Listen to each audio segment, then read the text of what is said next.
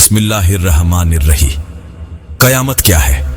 इस दुनिया में जो भी आया, हर एक ने इसको छोड़कर दूसरी दुनिया का रास्ता लिया, यानी अपनी उम्र की सांस पूरी करके मौत की कठिन घाटी को तय करके बरज़ख में पहुंचा।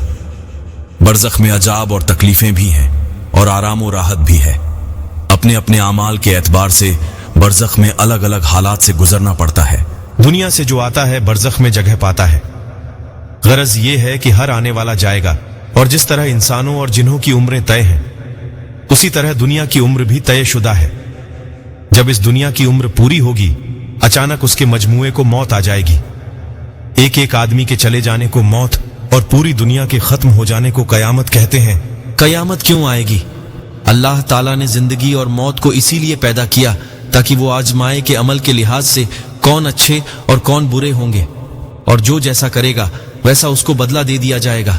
इंसान क्या करे और क्या ना करे, जिसका ऐलान भी अल्लाह ने अपने पैगंबरों की जुबानी साफ कर दिया कि इंसानों, तुमको मरना है और मरने के बाद जी उठना है, और जी उठकर पैदा करने वाले मालिक के सामने जवाबदही करना है। इसीलिए कयामत आएगी। कुरान मजीद में कयामत के दिन को यौमुद्दीन यानी बदले का दिन, और यौमुल फसल यानी फैसले का दिन, और यौमुल हिसाब यानी हिसाब का दिन फरमाया गया है। हिसाब के लिए कयामत ही क्यों?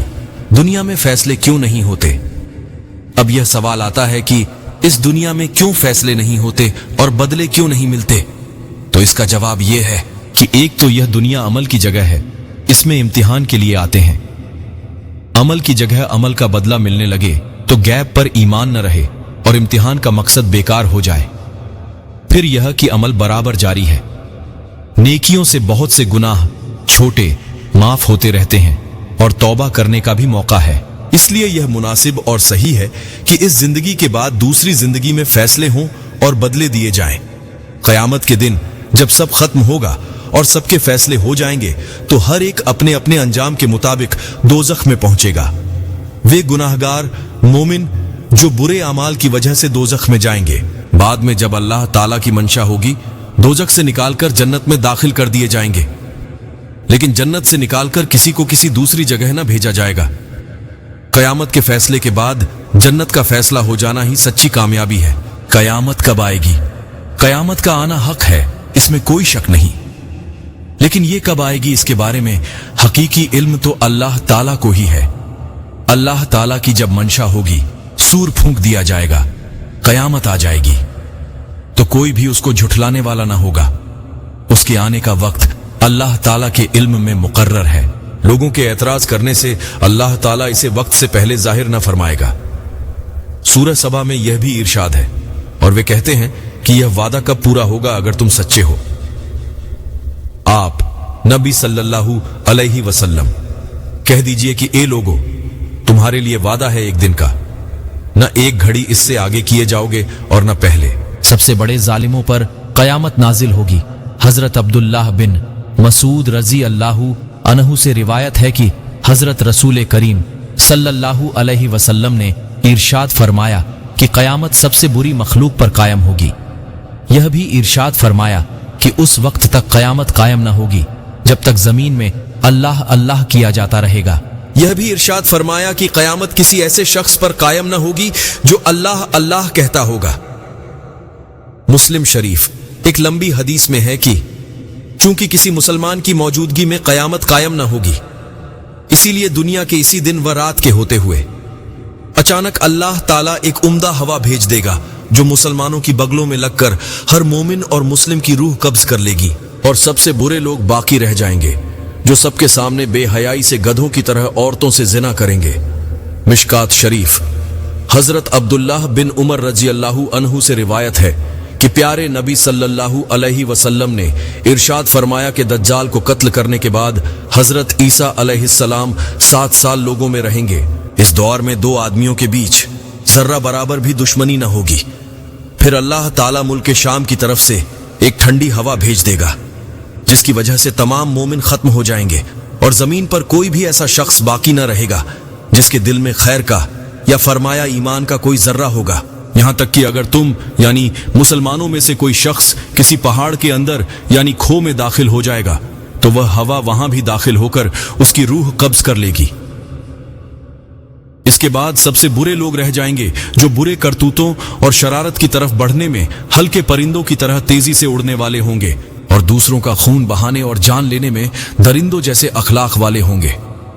न भलाई को पहचानते होंगे, न बुराई को बुराई समझते होंगे।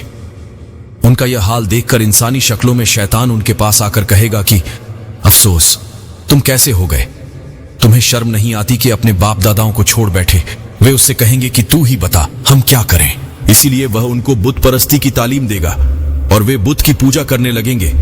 वे इसी हाल में होंगे, यानी कत्लो खून, बिगाड़ फसाद और बुत परस्ती में पड़े होंगे और उनको खूब रोजी मिल रही होगी और अच्छी जिंदगी गुजर रही होगी कि सूर फूंक दिया जाएगा। सूअर की आवाज सभी सुनेंगे।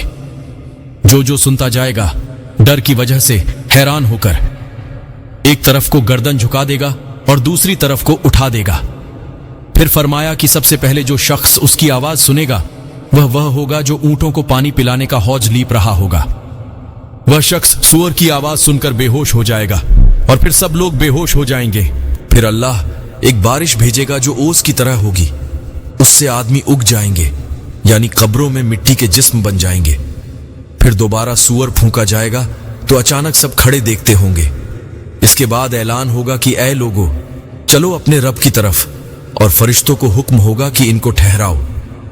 इनसे सवाल होगा, फिर ऐलान होगा कि इस सारे मजमे से जहन्नमियों को अलग कर दो। इस पर पूछा जाएगा अल्लाह जल्ला शानहू से कि किस तादाद में से कितने दोज़खी निकाले जाएं।